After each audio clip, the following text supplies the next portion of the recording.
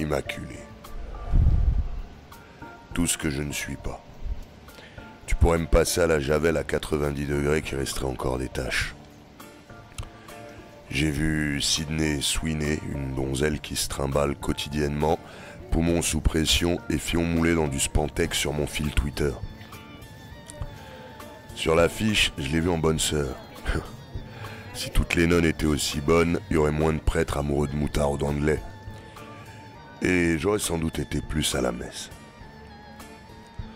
Je sais juste que c'est de l'horreur épouvante et que ça dure 1h29. Un boulot tranquille en somme. Ouais. Un vendredi soir de mars, il pleut comme vache qui pisse, on a vu mieux.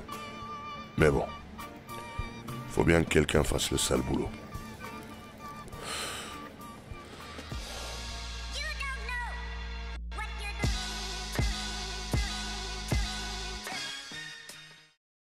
Connard! Monsieur, connard! Salut à toutes, salut à tous, bienvenue dans la vie du connard en vidéo, je suis Joseph Ali et j'ai été regarder Immaculé de Michael Mohan. Vámonos!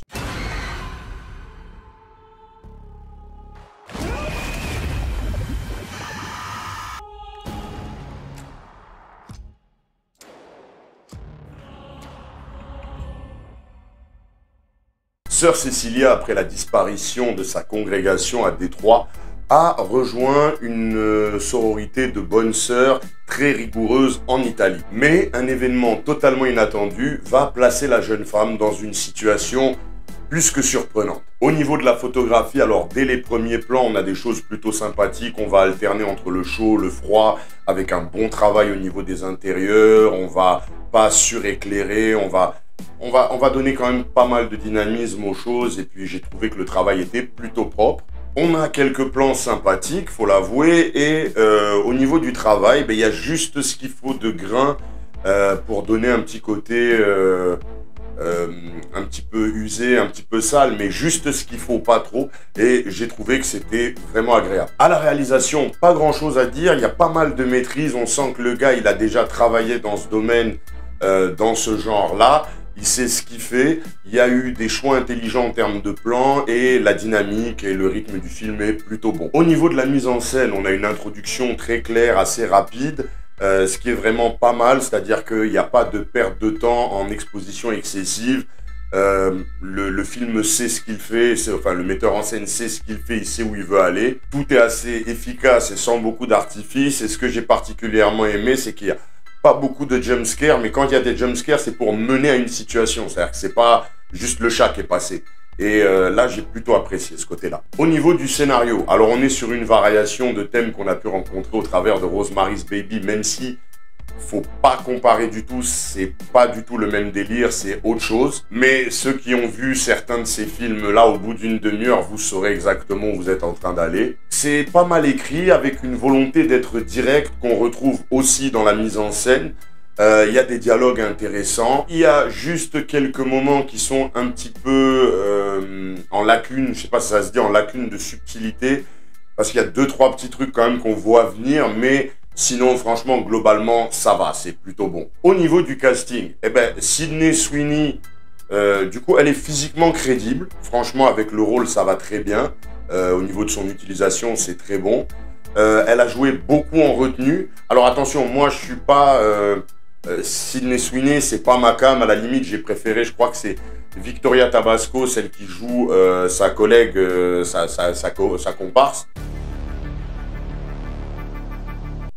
Non, mais c'est pour le film, en fait. Donc, Sydney Sweeney, elle propose un jeu quand même en retenue, mais j'ai trouvé qu'elle est vraiment bonne dans ce qu'elle fait. Elle a les bonnes émotions au bon moment et elle est totalement crédible. Alvaro Morte, il fait le travail. Et en fait, globalement, il n'y a personne qui est super méga transcendant. Mais tout le monde fait bien le job, donc ça, c'est respectable. Au niveau des VFX, on est quasiment tout le temps sur du practical, ou alors on est sur du practical qui est, on va dire, rehaussé avec des CGI, mais il n'y a pas de full CGI, et franchement, ça me donne encore raison.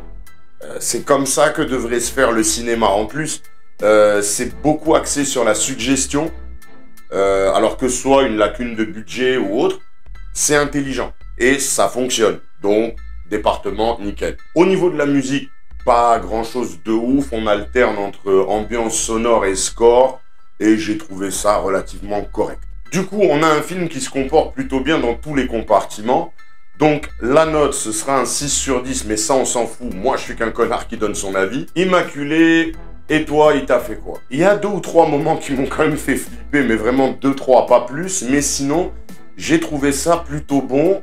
Il y a l'intelligence de ne pas avoir voulu faire un film à rallonge, c'est-à-dire on n'a pas essayé de nous vendre une introduction de 1h15 avec une présentation lente en mode cinéma d'auteur. Le gars, il sait ce qu'il a dans les mains, il sait c'est quoi sa cam, il sait ce qu'il va te donner et honnêtement, c'est ça qui est bon. C'est que le film dure 1h29, ça envoie ce qu'il faut envoyer dans le bon rythme, dans le bon tempo, ça perd pas de temps. Ça rajoute pas des sous-intrigues bidons qui en fin de compte auraient alourdi quelque chose qui a le mérite d'être léger. En fin de compte, vous savez, c'est comme quand on prend un de ces gâteaux où il y a un peu de gras, de sucre, etc. Une belle part, c'est bon. Un gâteau tout entier, c'est indigeste. Et le reproche que j'ai fait à pas mal de films d'horreur dans les dernières années, c'est de trop vouloir se prendre pour ce que c'est pas. C'est-à-dire des films avec où on va te faire une exposition un peu trop longue, des longs plans, des trucs, pour en fin de compte te dire juste c'est une famille où le père et la fille ont des problèmes, où il y a ceci ou cela, et ça tu peux l'expliquer en 10 minutes.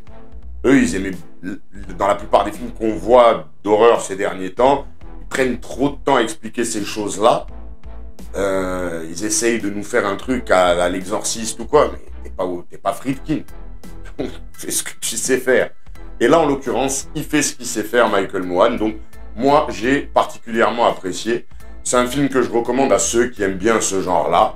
En plus, si vous pouvez l'avoir pour pas cher, c'est mieux. Au-dessus de 8-9 balles, évitez. Mais sinon, ça va. C'est pas un mauvais film. Ça se regarde. Voilà, ce sera tout pour cet avis en vidéo. N'hésitez pas à me donner le vôtre en commentaire. De toute façon, dites ce que vous voulez en commentaire. C'est toujours très bienvenu. Abonnez-vous pour ne pas manquer les futurs contenus. Mettez des pouces, ça vous permet de me soutenir totalement gratuitement.